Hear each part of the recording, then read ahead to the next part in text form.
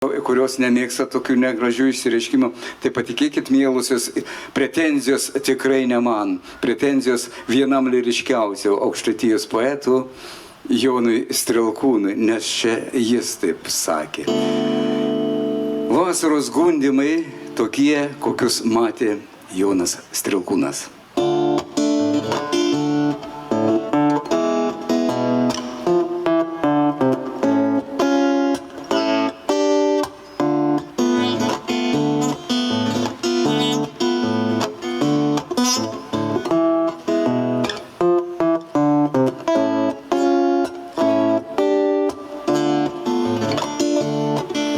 Įmidus vasarą, kai boba sušuko rudeniui, alio, užsuki mano žalią trobą, ant apinių pasivoliot, ant apinių pasivoliot, ant apinių pasivoliot. Nuo žalio kvapesio apgirti apkėpsim virkščiomis abu. Po to aš tau užkursiu pirtį, išplaksiu vantomis žaibų, išplaksiu vantomis žaibų, išplaksiu vantomis žaibų.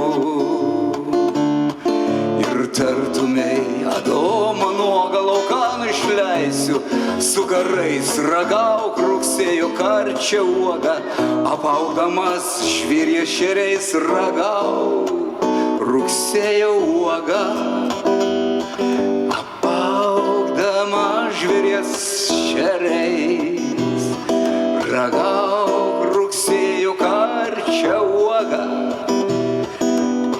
ragauk rugsėjo uogą. Ir šauk lyg vilkatas siaubūnas po šalto lapkričio drigne, kad jauno berno karštas kūnas po metų grįžtų pas tave, po metų grįžtų pas tave, po metų grįžtų pas tave. Labadabadam, labadabadam, užsuk į mano žalią trobą.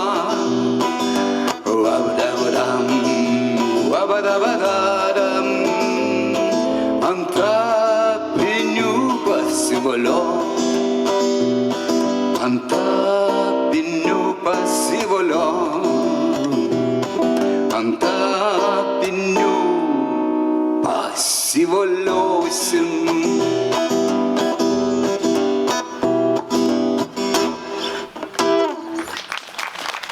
Jonas Strielkūnas šitaip matė vasarą, gerai matė, aš taip įsivaizduoju, Jonas Strielkūnas šitą vasarą.